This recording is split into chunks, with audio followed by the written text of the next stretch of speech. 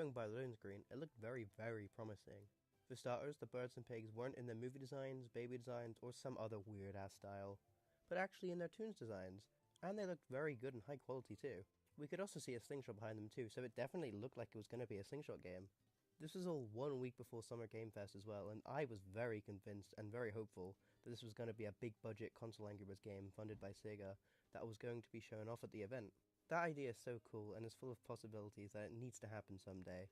Rather, the official announcement was rather disappointing compared to what could have been at least. Before we get into that though, I'm going to be posting more often, so make sure you subscribe with the bell on to be notified whenever I post. Anyway, June 5th is when the game would be officially revealed, titled Angry Birds Bounce. The trailer for it showed top-down gameplay, where you would pull a slingshot to launch your birds, and they'd bounce everywhere to kill pigs and break blocks and do lots of other things too. It also showed a large variety of characters, which looked quite cool. More about those later. But, in my opinion, when it was first announced, I was really disappointed, and thought the gameplay looked mid at best. Two other things relating to the game were announced alongside it. The first was its release date, which was July 3rd, so under a month after it was officially announced, so we wouldn't have long to wait. That's good, isn't it? The second was that it was going to be an Apple Arcade exclusive. Yay. Look, I know the quality of the game will objectively be better under Apple Arcade because there'll be zero ads and no microtransactions, but it limits the amount of people who can play the game to only iOS users that want to spend £7 a month. The iOS users who don't have Apple Arcade and every Android user are obviously left out, which isn't great. But anyway, the game came out about 3 weeks ago, and what do I think of it? Not the worst thing in the world, but it's not great either. First of all, the art style is brilliant. I love how all the birds look. They look phenomenal. The only thing I'm a bit confused about is why is King Pig in his classic design and not tunes like everyone else in the game, including Corporal Pig? I don't really like that, and I would prefer him to be tunes, but that's just me. Everything else about how the game looks is amazing. Probably the most beautiful looking game in the entire series. It's genuinely great. It's also nice to finally get 3D models of the characters that actually look good and accurate. Way better than the original Go models from 2013. Now on to the actual gameplay, and in my opinion, it starts off quite fun with the first 1 or 2 rounds a session. But as you continue playing, it gets quite boring. It just feels like you're doing the same thing over and over and over with very little variety. Each round is also 15 waves each, which I also think is far too long for 3 out of the 4 levels on an island. I think the first one should be about 5, second should be about 10, and then the third be 15, and then the fourth would obviously be the boss. I think each level having a varied wave count would make going through the islands less of a chore. I don't think the gameplay is particularly bad though, and it can be fun. I just don't think it's really for me.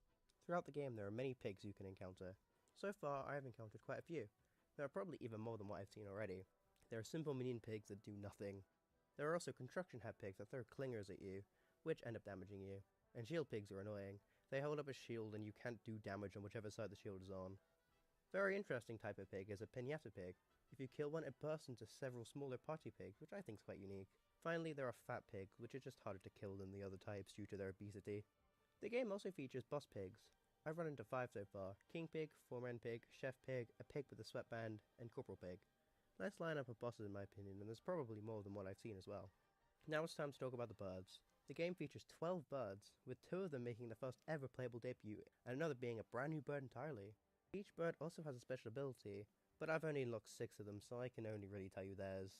I want to save the new 3 for later, but in terms of original characters that are here, Red, the Blues, Chuck, Bomb, Matilda, Bubbles, Stella, Silver, and Melody.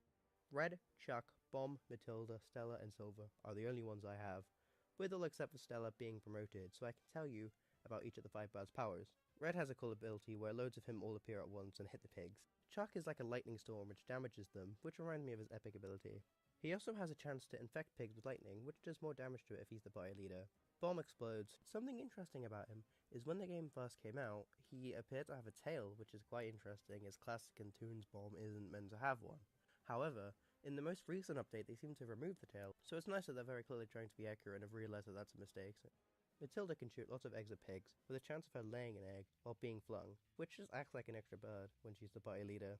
Finally, Silver has a really weird and not very helpful thing, where she likes to target pigs or something. I don't really get it. However, her party leader ability makes up for it as she gets an extra sling scope so you can more accurately aim your words, which is quite nice. Silver also has a bit of interesting lore when it comes to this game as well.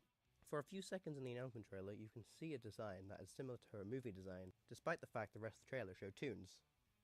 However, this was confirmed to be an error of course, and that Silver would be her toons design in the game.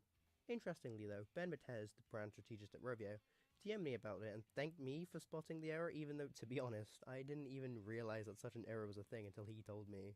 But it's nice to see people who work for the company caring about how their characters are perceived and are making sure the hardcore fans know the correct design is being used. Ben, even though I didn't know the error was even a thing, I still appreciate you telling me it was getting fixed anyway. That's quite nice. Now all we need is the line about her being Chuck's sister and her bio to be gone, and then she's fully fixed.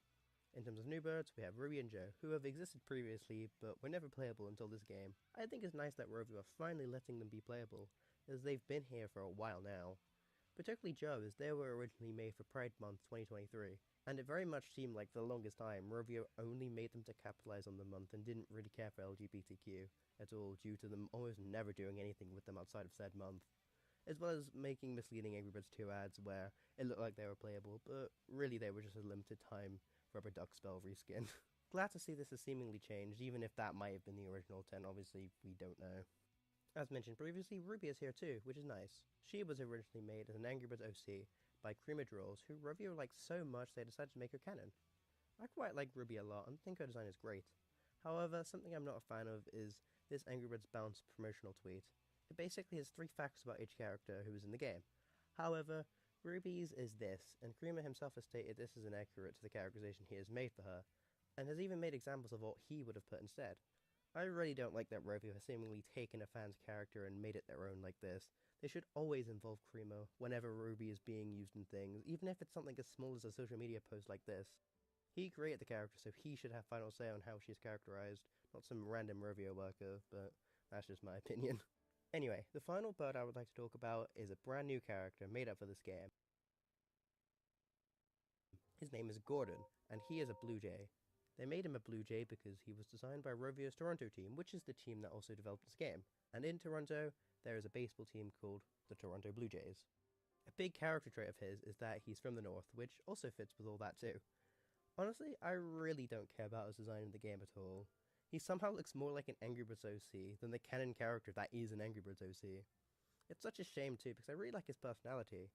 They released a comic alongside this game, which detailed how the flock found Gordon, and I really like that they've done this. For ages now, such as with Ruby, Joe, and Melody, new characters just appeared with no real reason. They're here now and that's the end of it. Not like back in the earlier years when characters like Bubbles, Stella, and Silver were given proper introductions on how they joined the flock. So I'm happy to see them not go the route of Gordon has always been here, guys, and actually show us how he joined, and gave him some backstory too. Basically, his lore is that the Blues accidentally found him in an underground bunker.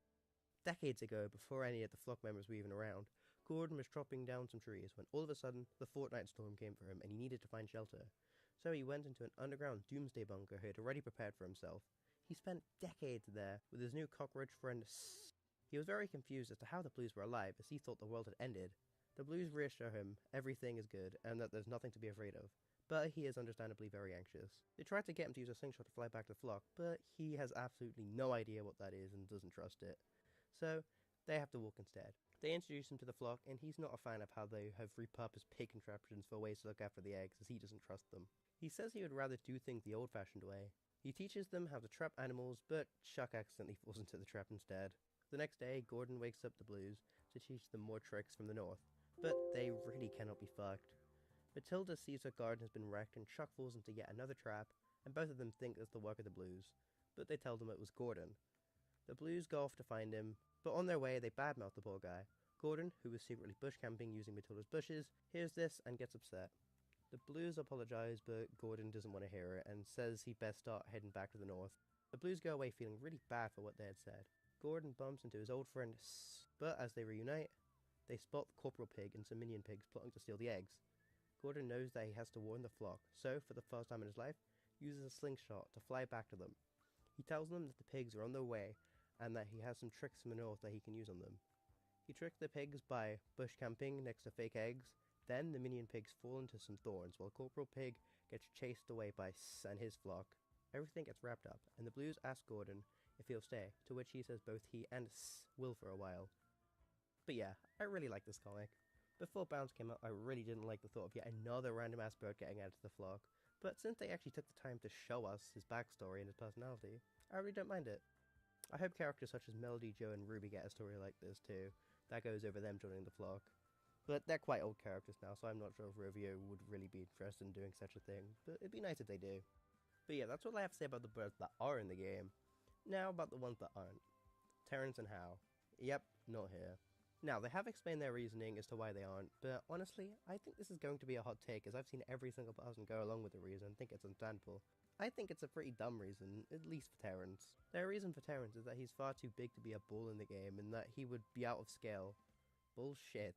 In the classic games, he's not that much bigger than Matilda, and the birds are so small in the game anyway, so it'd be barely noticeable that he's not as big as he should be. So for Terrence at least, the reasoning is genuinely quite stupid and doesn't really make any sense to me at all. I really don't see how he couldn't fit in this game at all, he's perfectly fine. However, for Hal, I do kinda get it. His beak is quite long, so it'd make it quite difficult for him to bounce. But I don't know, maybe they could make Hal's gimmick be that he bounces differently to all the other birds due to his weird beak, like he goes in all sorts of different random ass directions, doesn't follow a set path like the rest. I think that'd be a cool gimmick. But I can see why Hal wouldn't really be in their best interest to add, because his beak is very, very weird. But honestly, if they ever did add them, I'd never be able to play as them. Hell, I'm never playing as probably half the characters that are already here. The amount of islands you need to complete to unlock new birds is shocking. As previously said, I just got Stella, and I'm now on Isle 13. My next bird is the Blues, which isn't until Island 21. Then from there, it all goes up in tens. And as I also said previously, the islands drag, and it can take a while before they're complete, up to about 20 minutes per island. It's crazy. They should either bring back the island unlock for each characters, or shorten the islands. And another thing too, is what other updates could they really add? A game like Reloaded, for example, obviously didn't have this problem, as their obvious answer was simply more episodes, which obviously ended up happening. With Bounce, what can they really add? And if they add new content that can only be accessed on later islands, almost no one who plays the game will even experience it because no one is getting that far. Unlike again Reloaded, where whenever a new episode is added, you don't have to complete the 50 other episodes currently already in the game. You can basically just start any episode virtually right from the get-go. But yeah, there's really not much more to say about this game, to be honest. It's nowhere near a bad game by any means, and it's definitely the best original game we've gotten since probably 2017. But that's not really a high bar to pass, is it? The game is just fine, nothing too crazy.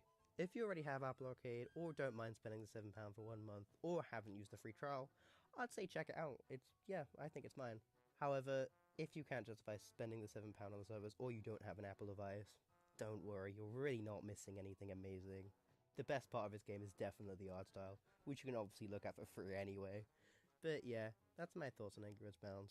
Tell me what you think in the comments. Subscribe and like the video. Goodbye.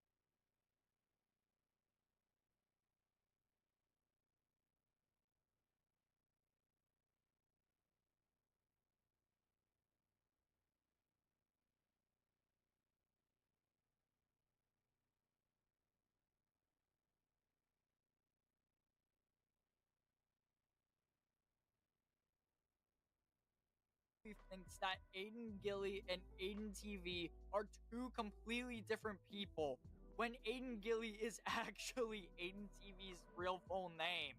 Yeah, I too can't even begin to describe how fucking stupid he sounded when he put that in his statement. If anything, that just proved how idiotic Mr. John can be. And yet, we're still not done with this situation, as it ended up getting a lot deeper than it needed to be. The Lord there lead the Hello Hub. Hello Eli.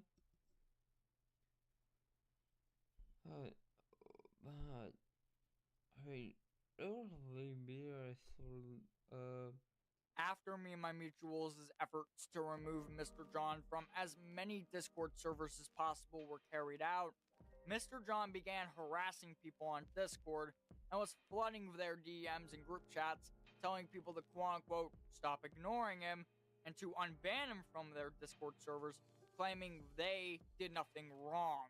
I don't know what Mr. John meant when saying quote-unquote they, as he was the one who was doing things that were wrong, and that gave those people enough reason to remove him from their servers. But then, on September 18th, 2024, YouTuber Alo Atlas would go live on his second channel, and Mr. John ended up taking that opportunity to start harassing him in the live chat.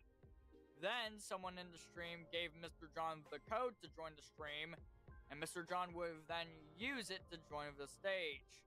What soon followed was him showing how much of a dumbass he truly is. To start, when everyone in the stream brought up the screenshot of Mr. John asking for NSFW artwork out of him and YouTuber Ari's art, Mr. John literally said that Ari quote-unquote deserved it, even though Ari was a victim of Mr. John's disgusting pedophilic behavior. Yet Mr. John still tried to push the narrative that Ari groomed him, even though Ari is a minor, and a minor grooming a grown-ass adult makes no sense whatsoever. Mr. John. Well, why Mr. John? Okay. Okay. Okay. I'm The gonna guy just say said- this. The guy asked for NSFW commissions. Bruh, nah. Oh, you want to talk about that? Okay, yeah, we can talk about that. Look, I'm gonna tell you this. She fucking deserved it. Honestly, it was deserved for me to be asking for that. And for all the stuff that she was getting me involved to, So you admitted it. I think it was deserved for me to do. Like claiming how it. Yeah, How this was was it deserved. ignoring you? Though that How was it ignoring messages, you? that was deserved. That was deserved. Then later on, I ended up joining the stream and questioned him about Tom the dog. So, Mr. John It was a beautiful day in Roll-BB world, where Roll-BBs live. So, ask maybe. ended up talking about Tom the dog again. Two things that Mr. John pointed out were that he said that he was on a call with him on the day the stream was taking place, and that he tried explaining who he was and why his actions gave him the excuse to download cheese pizza so he can use it to expose people. Okay, now you want to question me about Tom the dog? Okay, yeah, alright. Let me answer you on that. So, Yeah, as Tom I the dog. said, bro, Atlas, let me talk here. As I was saying, in the document, when I was talking about the whole case about using, CP to expose people, that was like, and like one of the last things. The reason why, like, I talked about Tom the dog, bro, no, he's not. In fact, I got in contact with him today on Discord, actually. Basically, Tom the dog, I'm aware now that there was like, multiple videos where, he's been like exposed and whatnot. But, I made like my video about like all the pre-1K drama and whatnot. And, there was a section about Tom the dog. And, I eventually replaced that. Bro, pre-1K drama, that's like the video that I had up on my channel talking gives a about the crap? stuff that happened before, like, January of 2023. But basically, Tom the dog, he was the guy that I argued, and I exposed him on my channel. No, I never... It's not subscribers, it's like pre-1000 days, that I've been online with this name for. I honestly don't care how horrible of a person this Tom the dog guy may be. I don't know who he is, and he's not relevant to the situation. The fact that Mr. John is using him as an excuse to commit an act of pedophilia is sickening. And why Mr. John is still using his actions as a way to excuse the fact that he committed an act of pedophilia is a question that I'll never know the answer to. Oh yeah, and remember how he thought Aiden TV and Aiden Gilly were two separate people? Well, he still had that impression in the stream, and the logic he used to prove his point really only showed how stupid Mr. John actually is. And there's also like other people like Aiden TV and like Aiden Gilly, and his actual name is Dino, and you know there's that Dino. Bro, you are on bullshit when saying that. Aiden TV and Aiden Wait, what? There's no way, bro. Let Tyler speak. Let Tyler Yeah, speak. like because like his actual name is Aiden. And Let that Tyler- and Why did you say it like they were two separate people though? They are not. Aiden Gilly is Aiden TV's actual name. Bro, why would okay, you but say it still, this way though? whenever you look it up, on like the search bar at the top right, like those like Nah, those terms bro. show Bro up. needs to go back to school. No, like what I'm saying is that like those terms show up, Go back and to you know, school, I man. wouldn't actually need like click on the message to look at the context, and that would take up some time. Time that Kevman did not give me at all. The logic he used to try and argue that Aiden TV and Aiden Gilly were two separate people was that he thought both names connected to two different people, and that he used the Discord server search bar to come to that conclusion. I can't even begin to describe how fucking stupid Mr. John is for the logic he used to come to that conclusion. What makes this even more laughable is that the other person that Mr. John thought one of the names was connected to was Dynamite Boot 31, because Dynamite Boot 31's real name is also Aiden. Yeah, I too have no clue where he got that conclusion from either, other than the stupid logic he tried using to prove his point. Anyways, later on in the stream, I brought up the screenshot of when Mr. John questioned me of who I was to suddenly get involved in his conflict with now disgraced YouTuber Kevin Street Kids when he started DMing him. When I brought the screenshot up, Mr. John would then start yapping about how he was within his right to invade Kevman's privacy because of the conflict Kevman was having with former infamous Discord user Rosso TX, despite Mr. John having literally nothing to do with their conflict whatsoever. I mean, with what you started DMing him with the stuff you began DMing him about. Bro, No Mr. wonder John, he you got changed. suspicious. You changed your PFP. Exactly, like again, Didn't yeah, know like who that is you really are. not That's why he was uncomfortable. calling you a stranger. And he didn't Yeah, want to you talk know, to like you DMing because him you out of sounded very nowhere, fucking never suspicious. gave me a chance I to talk should've to him. listened. You know, That's- like, look, I like realized that there was like something wrong with my approach, but I still had reason to contact him because there was that document exposing him that Rosso was working on, and that is what led me to contact him in the first place. When I called out Mr. John for saying that, he would then say that Kevman never gave him the chance to talk to him, basically saying that he wanted Kevman to be more open about what he was trying to tell him. Needless to say, I don't think Mr. John realizes that the things that he tried DMing Kevman about rubbed Kevman the wrong way, and that he isn't very open to those he doesn't know. I do find it disappointing that Mr. John didn't respect Kevman's privacy and proceeded to disturb him, trying to ask him things that he wasn't comfortable with talking about. Honestly, if Mr. John didn't even bother Kevman to begin with, I don't think I would have had to make this video, as the drama wouldn't have completely escalated if that never happened. But sadly, that obviously was not the case. Anyways, once Mr. John was done going over his reasoning for DMing Kevman, I then brought up the reply YouTuber Arizart sent to me, saying that she was going to block me for mentioning Mr. John. This reply was sent around the time Mr. John claimed in the stream that Ari and him were on better terms with each other. That was around the time you fucking said you were on good terms with her, and then she hits me with shit. I know, like, we were. Shut up, shut up, shut Mr. up, shut John, up. Isn't that a abandoning little you. hypocritical, Shut the John? hell up. Isn't that a little hypocritical? Yeah, No. that's what I thought. That's what I fucking No, thought. let me talk now. I don't know why people were. No. No, we're not. No, Bro, you're no, you cooked. better. You're fucking cooked. You're literally fucking cooked. No, now let me. No, I gotta clarify the last thing that he just said here.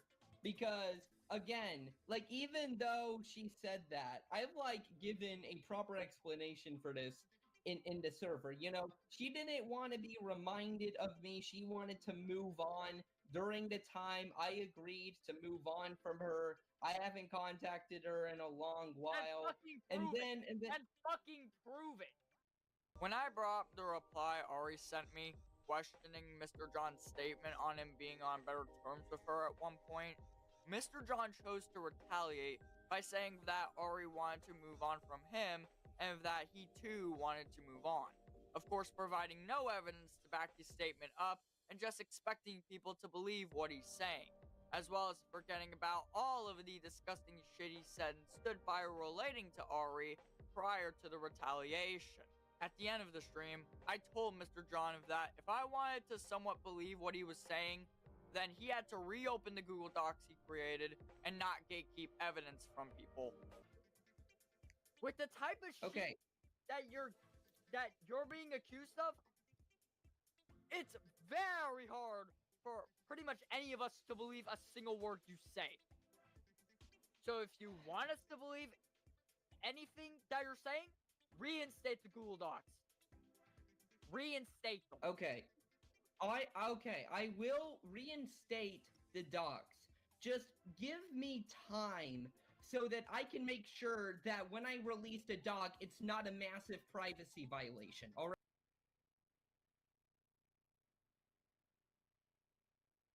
Filiadas da Globo no interior de São Paulo e Minas.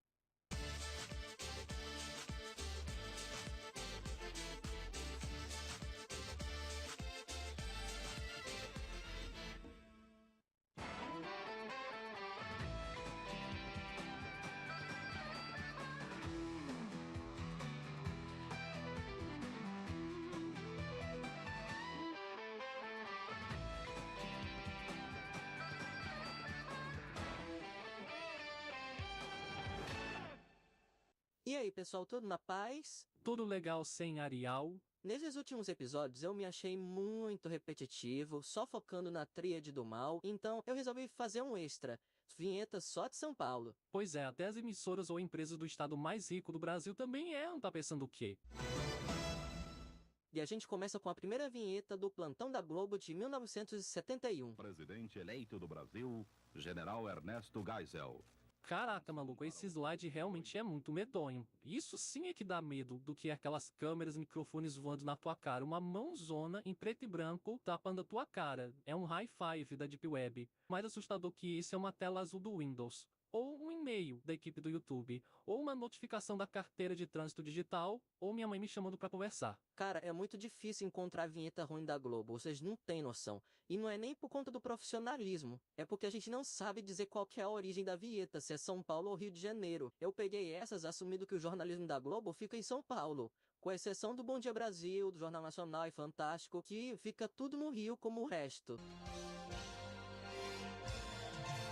Vinheta da eleição de 85 da Globo. Eu já vi essa vinheta. Ela realmente é muito estranha. Se tu for pegar qualquer vinheta de eleição que a Globo faz, ela é sempre animada, tanto como na música e no grafismo. Essa não, essa aqui eles tiveram uma bela de uma folga. Chromacopia. Ainda no mesmo ano, e ainda falando de eleição, essa foi a vinheta da entrevista coletiva com o então presidente eleito Tancredo Neves, o primeiro civil pós-ditadura, mas morreu antes de assumir o cargo. Interrompemos a nossa programação para transmitirmos direto de Brasília a entrevista coletiva com o presidente eleito, Dr. Tancredo Neves. Logo após, assista a sequência do Balão Mágico. Na boa, por que esses slides dão medo?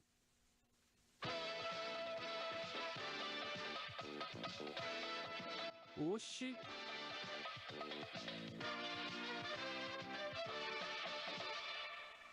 Tá, a vinheta começou legal, mas do nada escureceu pra preto, não deu pra ver nada.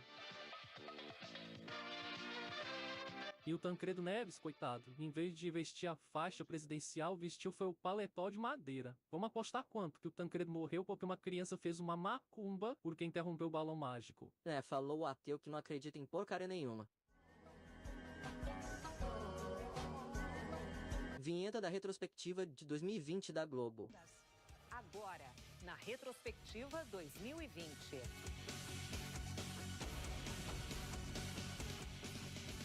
Olha só, dá pra ver um 2018 lá em cima, porque eles reaproveitaram a versão de 2018.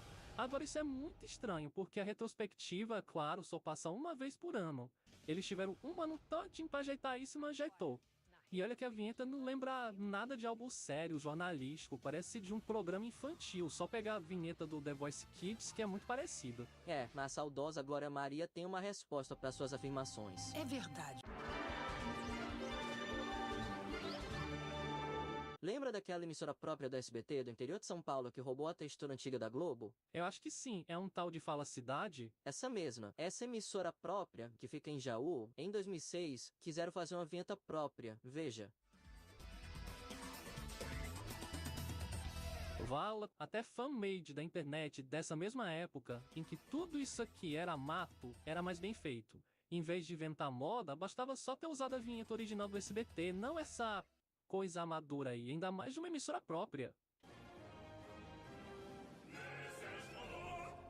Eu vou mostrar só duas das vinhetas que o SBT fez em 2009, que é aquela montagem do pessoal dançando com o rosto dos apresentadores da casa. Eu lembro dessa bagaça, eu lembro. É engraçado, mas é muito estranho. É o shitpost antes do shitpost. Ah, tem mais. Há algum tempinho, se descobri que eles usaram o aplicativo da internet pra fazer isso aí. Ou seja, seria mais ou menos o equivalente de alguém da emissora fazer uma trend do TikTok. As a YouTuber, one of my biggest inspirations are all the weird nooks and crannies that exist on this website.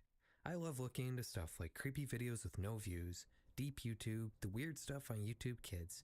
I feel like finding the dark sides of a platform that you interact with every day is always an interesting concept. So when I decided to cover YouTube Shorts, I expected it would go much like my other videos exploring the other facets of YouTube. I was expecting to find some creepy, unexplained videos, some strange accounts that might end up being ARGs or art projects, and maybe the odd mystery. But what I found instead completely subverted my expectations. It was honestly a little shocking. I had heard that AI was becoming an increasingly big problem on YouTube. In fact, YouTube even recently implemented some changes to their monetization guidelines to address the problem of AI content on this platform. But speaking as somebody who basically exclusively watches long-form videos, I was expecting this change to be because of trends like QCat AI or all the AI creepypasta narration channels.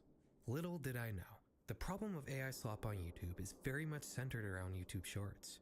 When I first loaded it up and started scrolling, I was expecting to see the same sort of content that I saw on TikTok back when I did a video about that platform. But what I saw instead was an endless barrage of AI-generated junk. Don't get me wrong, the visuals in the videos themselves very often weren't AI generated, but the narrations and the scripts very obviously were. And I don't mean like an odd AI generated video within a sea of legit content. No, I mean the majority of videos I came across on YouTube Shorts were AI slop. Almost every clip I scrolled on followed the exact same weird format, with the same uncanny awkward voiceovers and overly stimulating brain rot editing. These videos often get surprisingly esoteric and surreal, not just in their strange visuals and storylines, but also the weird trends they all seem to follow, which I guess kind of fits in with the theme of my channel. But the main point I want to focus on today is the downfall of this section of YouTube, or as I like to call it, the AI apocalypse of YouTube Shorts. But why is this happening? Why are so many accounts making these strange videos, and why does this only seem to be happening on YouTube and not on TikTok or Instagram?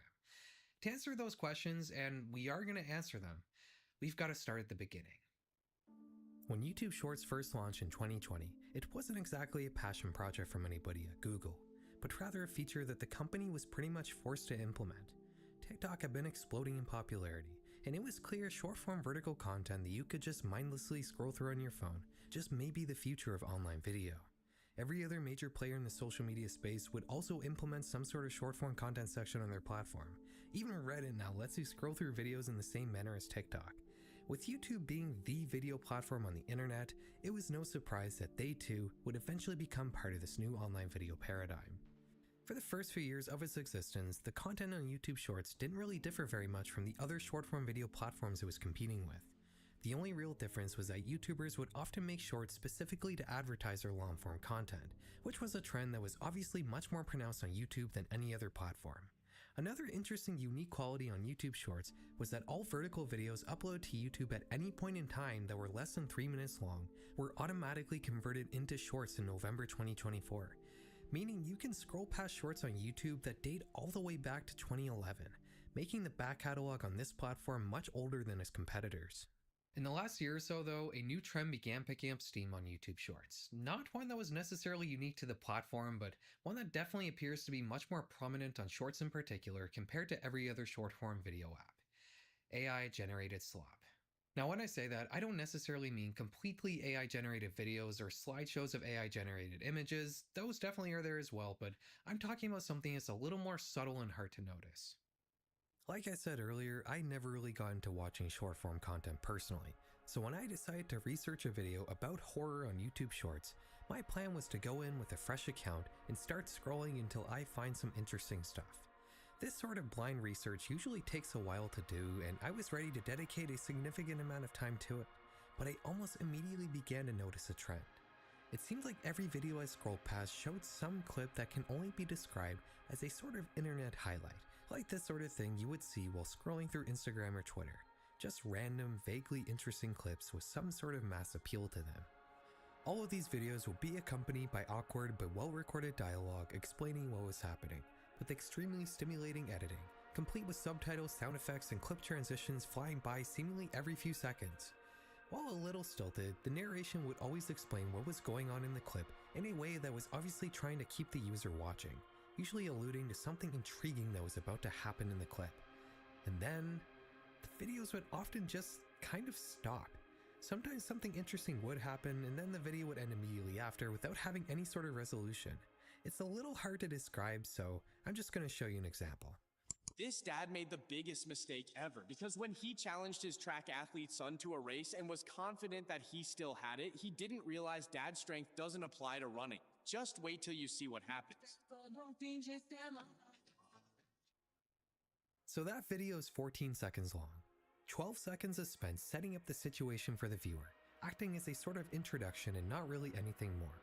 A grand 2 seconds at the very end is spent rewarding the viewer with the payoff, and the clip just kind of ends during it. Many of the details described in the intro, like how it was a race between a father and son, and how that son was a track athlete, are essentially unnecessary details that are irrelevant to what actually happens in the video. And on top of that, the overall narration doesn't even seem to be describing what's really happening in the clip. The narrator says that it's a race between a dad and his son, but only his dad runs with the sons cheering him on. It's clearly not a race. And in an older upload of the same clip that I found on a different channel, minus the bad narration and brain rot editing, we can see that this is described as a dad failing when trying to do a long jump, which is a much more sensible description for this video that's completely different than the brain rot remix of it. It made me wonder, why would somebody take this video and just make a worse version of it, with an added dose of dishonesty on top of that? I mean, can you believe that somebody would just lie on the internet like that? The account that posted that video is called Snap, and they have many other uploads, all of which are just videos farmed from other parts of the internet with bad editing and lazy narration. That dialogue, by the way, while it may sound real, is actually generated with AI, specifically with a service called 11 Labs, but we'll get more into how these videos are made in a little bit.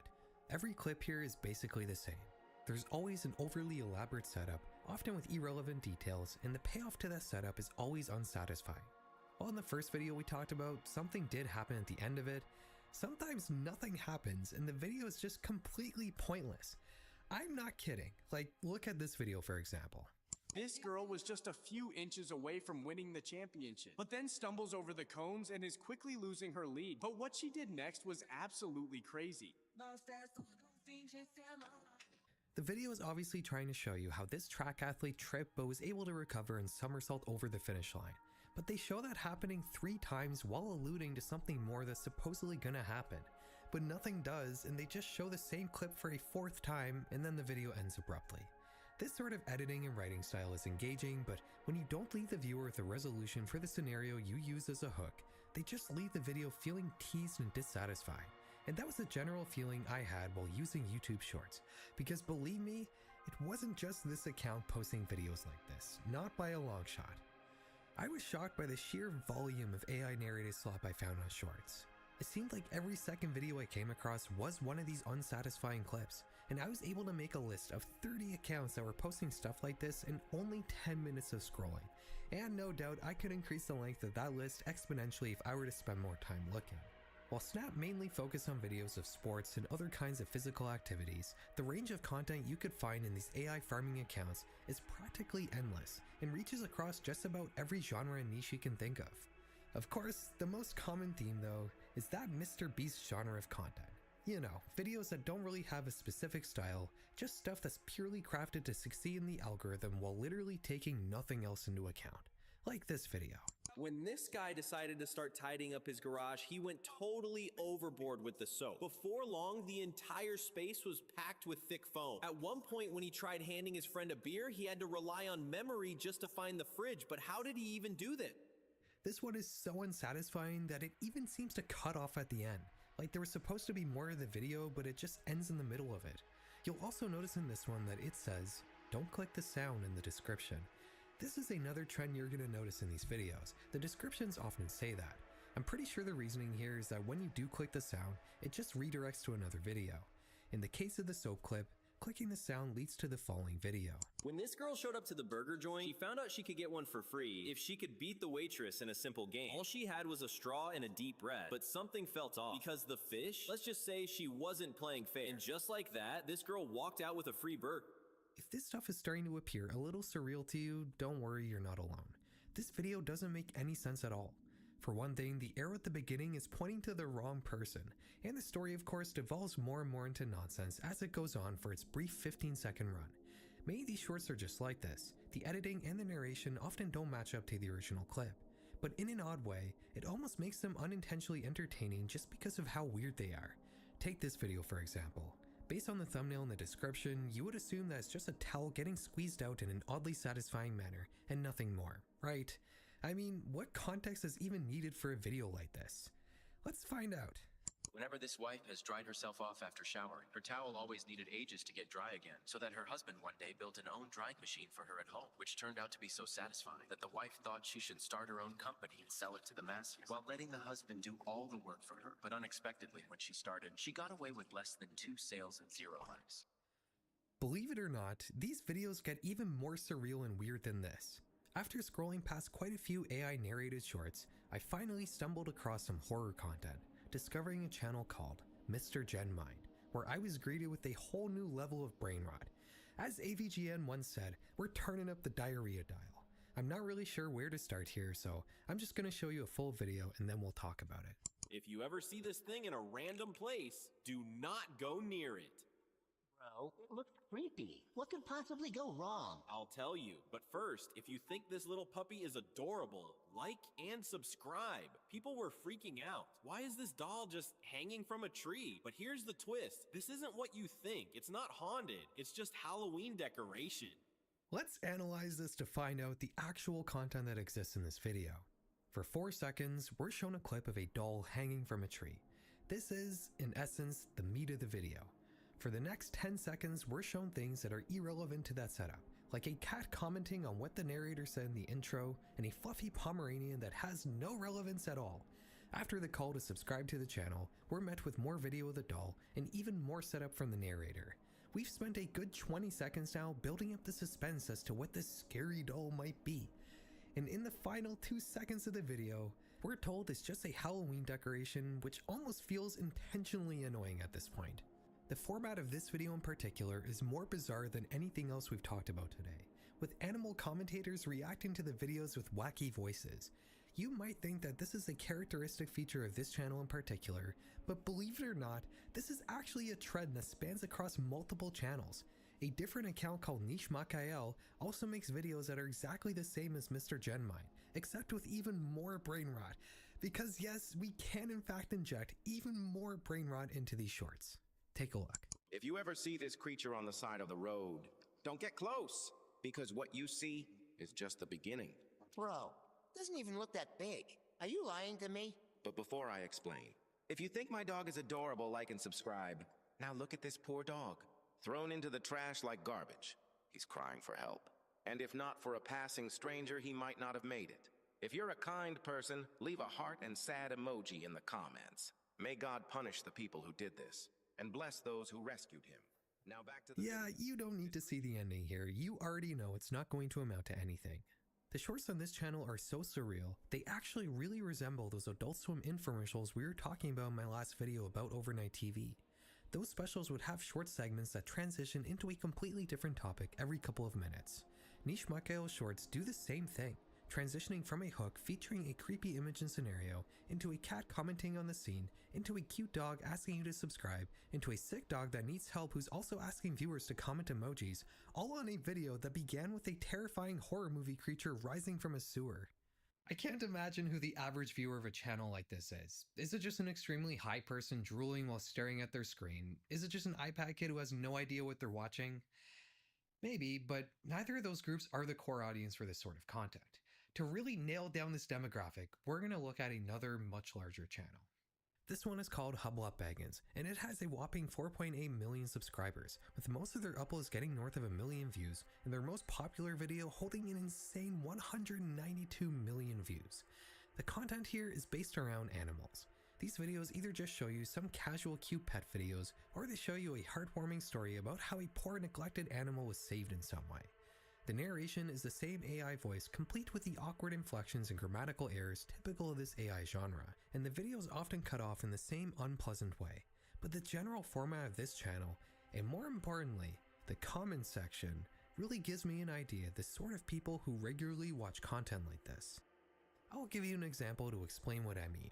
This video is about how everybody was ignoring this sweet and cute otter until a passerby paid him some attention and made his day. Every comment here mostly just says how the otter is cute, accompanied with a ton of emojis. The subject matter of this video, combined with how the comments are written, really reminds me of AI content on Facebook, which I covered in a video last year. To summarize that video, AI content on Facebook usually presents you with an AI-generated image accompanied with an emotional story. The comment section of those posts are typically made up of people who are new to or just unfamiliar with the internet and social media, and thus they get baited into engaging with low quality content because they just don't know any better. I firmly believe that these sorts of internet users are the main audience for AI slop on YouTube Shorts, people who are inexperienced in some way with social media and thus can't tell real content from fake content. While these sorts of animal videos are probably intended for older people who are new to the internet, there are also channels out there who are specifically marketed towards kids who are just as freshly online, like Blake's Style. Blake has 1.5 million subs, and when you look at the thumbnails of his videos, they almost all depict wide-angle point-of-view shots of playground equipment. The videos, though, are not talking about play structures. It's probably better if I just show you. If you pass by this big tree area and you see this, run away. It is not an ordinary creature, but a demon.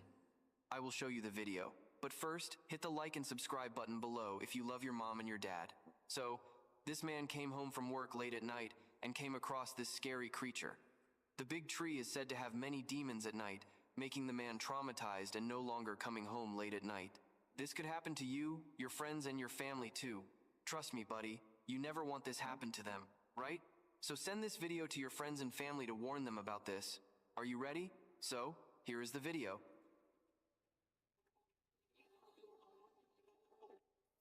I think this might actually be the lowest quality content we've come across today.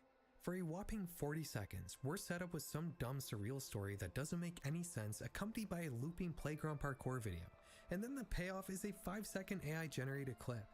Every single upload on this channel follows this format, and while this particular video might have less than 10,000 views, many of Blake Style's uploads have millions of views, and are all essentially the same as the one we just watched. While AI content on Facebook is generally hyper-focused around the demographics they can take advantage of, like old people and new internet users from the third world, the user base of YouTube is much more varied than Facebook's, and thus you can find AI slop infecting any YouTube niche that may appeal to new YouTube users. Like AI Jesus stuff, that was a trend on Facebook and it's here on full force on YouTube as well. Like this video that shows AI Jesus getting absolutely rocked by a sucker punch. Can't we just leave the poor guy alone already? You might also notice there's a microscopic guy in the corner reacting to the video, and the comments are identical to the sorts of interactions you would see on Facebook AI Jesus content, mostly consisting of people saying amen and nothing else. I think weirdest of all is this cat video. which describes how a cat that was being bullied by his brother managed to turn his sibling into a cat worm. White Cat focused all his power and turned his rebellious older brother into an impotent and useless catworm. He was then rendered docile, and the two pets could finally this coexist. seems kind of familiar. Yeah, so we made this video using some of the same techniques as the people who make AI slop for YouTube Shorts. It's actually easier to do than you might think. And by the way, if you want to see our brain rot masterpiece in its entirety, you can check it out on our TikTok, which we just launched. To make this video, we wrote a short script and put it through an app called 11 Labs, which can convert written text into a realistic sounding narration. We then found some cat videos in our camera rolls, and then we put the final product together in CapCut, a mobile video editor made by the same company that runs TikTok. Now while that's a similar process, AI junk on YouTube Shorts is actually even easier to make than this. So easy in fact that we're gonna make one together right now. First we just need to find a clip on TikTok that will work. After scrolling for about a minute, I came across this video of a dog smiling. I screen recorded it and cropped out the TikTok UI in the Photos app. Then I found an AI script prompt on the YouTubers subreddit, the place that's always giving great advice like this, and I plugged that into Bing to get a short script about how a dog made my day by smiling at me. I copied that and put it into 11 Labs to get a voiceover, and then put both the video and audio into CapCut. The audio was longer than the video, so I just made some parts loop with some rocking transitions and sound effects. And only 8 minutes after screen recording that TikTok, we had a short ready to post to YouTube. Now I realized after I did this I forgot to add those auto captions all these videos have, but not to worry, that only took me an extra minute or so to add in and re-render. Now I didn't figure this process out on my own. And the place I learned how to do it is also going to explain why this junk content is so rampant on YouTube Shorts. Since the dawn of the internet, one thought has invaded the minds of many people. How can I use this technology to make money without doing much work? People have answered this question in many ways, from running straight up scams like fake tech support, or less straight up scams like that new crypto coin that's gonna revolutionize finance. There are even scams out there that prey on this desire to make easy money online, promising people relaxed work from home jobs and then stealing their identity. But the latest craze that's going around in the sort of scammy internet money making space is AI YouTube Shorts. If you type in AI YouTube Shorts in the YouTube search bar and hit enter, you'll be bombarded with a ton of videos describing how creators made channels from scratch that blew up and are making them a lot of passive income. Of course, these people aren't just going to tell you about their success, they're going to tell you some of how they did it. The most important knowledge though is locked behind their premium courses that you'll need to buy. These tutorials essentially teach you how you too can make a ton of money by clipping content from other social media platforms and transforming it into AI slop. And they all outline the basic process we just used to make those two brain rot shorts. This sort of get rich quick on YouTube content falls at the intersection of two other niches. One of them being the AI finance niche, which is a group of people who find ways to generate content using AI to make money online. And also the YouTube metagame niche, which is a subsection of creators who make tutorials about how to grow your YouTube channel. I am really not a fan of this YouTube meta content in particular. They always treat YouTube purely as a game of hitting certain statistics while often completely ignoring the art form of video creation itself, which is kind of important. In my mind, success on this platform is really as simple as consistently making good content that other people want to watch. You don't need to worry about taking advantage of cutting-edge AI tools or copying Mr. Beast just because some so-called YouTube guru told you to. I got a little off track there, but the point is, there's an entire community on the internet that's completely centered around making AI YouTube Shorts channels purely to make money. Making a channel like this is no different than somebody launching a crypto coin. It's just become another online get-rich-quick scheme. The comments on these tutorials are filled with people spouting motivational self-help nonsense about how they're gonna manifest their success and how we're all gonna make it in 2025, which is the same sort of drivel you'll see in other get-rich-quick communities online. Almost every weird trend you'll see in these AI videos are because of how the people making them are only concerned about getting views and not about making good content. The way they cut off in an annoying way at the end, that's because ending the video at the climax rather than after increases the percentage of your average view duration, which is also why these videos all tend to just kinda lead you on and then finish without any kind of payoff. The awkward calls to like and subscribe using emotional methods like showing cute animals or guilting the viewer, that's because these creators aren't concerned about their audience's enjoyment, they just want to strong-arm people into interacting with their trash. These AI videos are a result of non-creative people trying to use YouTube as nothing more than a money printer, which is just kind of sad to me. YouTube can be very lucrative, but what's the point of doing it if you don't care about what you're making? Sure, it's always fun to see the numbers go up in your YouTube Studio app, but part of that fun is because I'm excited to share something cool I made